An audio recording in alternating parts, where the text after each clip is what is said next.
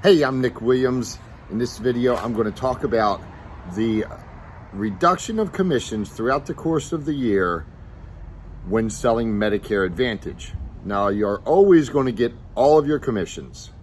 If you have a new to Medicare, you're going to get a nice chunk of commission up front, no matter what. Doesn't matter if it's January or if it's December. You're always going to get a nice chunk of commission on the Medicare new to Medicare. It's the renewal commissions, or when you write somebody up when they're, say, in their third, fourth, or fifth year, and they've already had a Medicare Advantage plan for a couple years, that's where it gets tricky. It doesn't get tricky, you get less commission advanced. You still get the same commission, you just get less advanced. If you wrote that in January, if it was effective in January, you're going to get $255. And that goes up every year. So in 2021, that'll be more. And if you write that effective for June 1st, which now you have 6 months left in the year, you're going to be at about $127 advance. Now, but keep in mind that your renewals are always going to start January 1st of the next year. And that's what it's all about, is building that renewal, that stream of renewals coming in, so you're just getting to your renewals faster. Now, but it becomes a problem. And it becomes a problem in the later months. Now, okay, so let me apply some sales figures to that. If you have 10 sales and you're at $255 advance, well, you're at $2,550 advance. And that's not bad. I mean, you know, with a couple other additional product sales, you're doing pretty good. You're well over $8,000 a month, or you're $9,000 a month in commissions. And you should be able to live on that. At least to get to your second year, you should be at least able to make that commitment in your first year or two. You know, be prepared. And that's a problem for the person that has the big house and 2 Mercedes and so on and so forth. In the 6 month, that would be at 10 sales, $1,270. So it's coming down a bit, and that could be tight for many people, but still, you know, again, there are other sales to be had, which I'm going to talk about.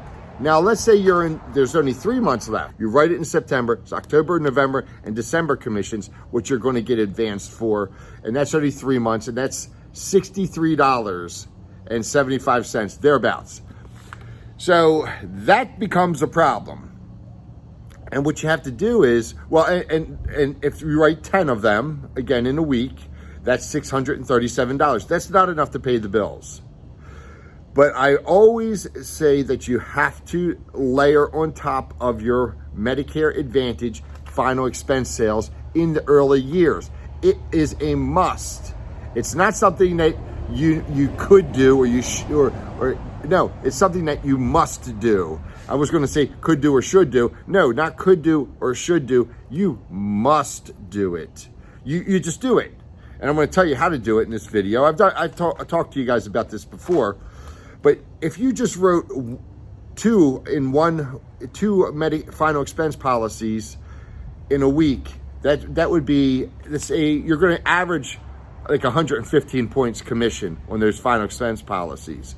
So let's say to two $60 a month premiums. Now you can write $200 a month premiums, but I like to keep them lower. I like to keep that persistency high. Let's say it's two $60 a month premiums.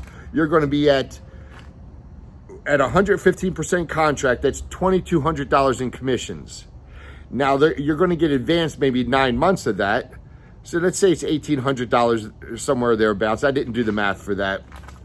That $1,800 plus that $637 for that week is enough to pay your bills. Now you're back up over $8,000 a month in income. So that's what you must do. You must sell the final expense, and you must go into every single home. You must ask. So, and I always have agents tell me that, these people, they're not interested, or they're poor. Who do you think you sell final expense to? That's who buys final expense. You know, what do you think? Rich people are buying final expense? So you pitch it in every house. And here's how you do it. and I've been through this before. Okay, so you do this before you present any type of Medicare product. So again, you're a Medicare agent, you're there to sell Medicare. If you can sell the Medicare, you sell it. Okay, if you sell the Medicare Advantage, or if you go into a Medicare Advantage presentation, or that's why if you sign a scope of appointment for a Medicare Advantage presentation, you need to stay away from the final expense in that house at that time. So, but that's why you ask questions to determine prior to getting a scope signed what direction you're going to go. So if you sell Medicare supplement, you can sell final expense. If there is no Medicare Advantage sale to be made, you sell final expense. And here's how you do it. You tell them, look, and again, assuming that they're good and you're selling no Medicare Advantage, you're selling no Medicare supplement, you tell them, you've already taken care of this, you've made good decisions, everything is great, you just leave what you have alone, don't let anybody tell you any different. And I want you to know I'm here to help you, and I'll help you with any insurances you have. As a matter of fact, we often see that people are wasting money on different insurance products, whether that's their insurance or old accident policies or old cancer policies, whatever it is, old final expense policies. They're wasting money. They don't even know what they have often. Having said that, what insurance companies are taking money out of your checking account each month? And you just put your head down and put your pen on the paper and you wait. You don't look up, you just wait. And they might kind of stumble and stammer or whatever, and then they'll say, just my life insurance, and you say, who's that with? Oh, and how much do you pay them each month? How much death benefit is that? When did you get that? Who's your agent? You just start going into a whole new line of questions. Why did you buy that? And then you always finish that those questions. Eventually, you're going to find out something that they don't know. Is that a dividend-paying policy? Is it a level death benefit? Do premiums ever change? Eventually, there's going to be a question they don't know the answer to, and then at that point, you tell them, go get your policy, let's review it. And then you put your head back down your head back down to the paper, your pen on the paper, and you just start making notes or whatever based on your conversation. And again, there'll be an awkward silence. And they'll go, well, they'll say one of two things. I'm not sure. They'll say one of three things. One is they'll say, well, I'm not sure where that's at. And you just look up at them, lift your head up and say, that's okay, I got plenty of time. Take your time finding it. You put your head back down. Or they'll say, my daughter has that. They always say that. That's usually kind of sort of not true. And if they were to say that, like they'll say, well, my child or my brother keeps my policies. But most of the time, it's not accurate. They keep their own policies. But in some cases, it's true, and it doesn't matter. You say, that's fine. Who are you paying your premiums to? They've already told you. Just call the company. No big deal. Call the company. You always want to call the company anyhow. Or you know what they'll do? You got your head down and you say, go get your policy and we'll review it. And you put your head down and your pen on the paper, you're making some notes, and they'll go, all right. And they'll go get it. And then they go get their policy.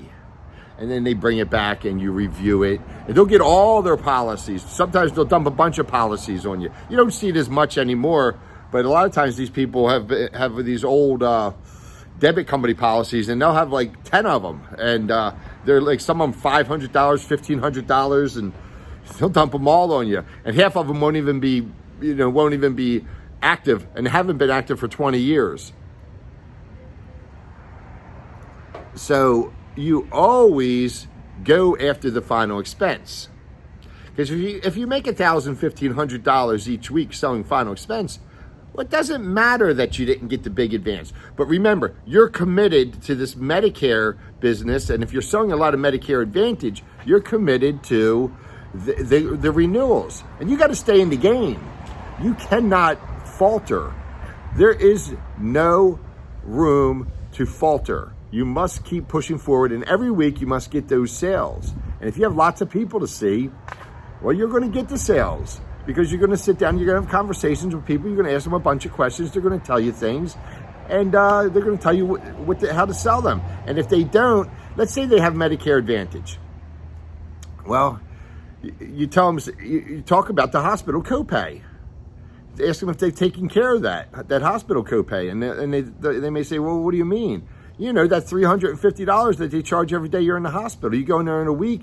If you go there in an ambulance ride, well, that's a couple $1,000s. Do you have that available when they send you that bill after you get out of the hospital? And I'll be like, well, no. They'd say, that's okay, we'll take care of that. And then you talk about other things, and you come back and you say, well, look, everything's good. We're just going to take care of this hospital bill, and you sell them the GTL. And it pays it. And you know what? They'll buy that stuff up like candy. You can make a bunch of GTL sales. You just got to be, you know what? Most salespeople are scared of proceeding forward and going in a different direction. They're scared of the transition. I don't know why. They're scared of failure or scared of being rejected. No, you go through and you ask the questions on the Medicare Advantage, and then you determine that they're good where they are for whatever reason, and then you transition to the final expense. Always final expense first, and then transition to the hospital indemnity, that's second. And then lastly, who knows, maybe they have a bunch of money and you get a big old annuity. That's going to take a couple calls. But there you go, that's it. There's no reason to worry that commissions are going down. People always tell me, oh, I got to do this or that because, you know, it's getting later in the year and I'm not getting advanced the full commission on my Medicare Advantage. You know what? Be a salesman. That's why you're here. That's why we have a 4-product progression. That's why I teach a 4-product progression, because you need these other sales. You know, you need those final expense sales. You need to pick up those indemnity sales, those hospital indemnities. And isn't it nice to pick up $5,000, $6,000, $7,000, $8,000, $9,000, $10,000 on an annuity from time to time? So do your work. Goodbye.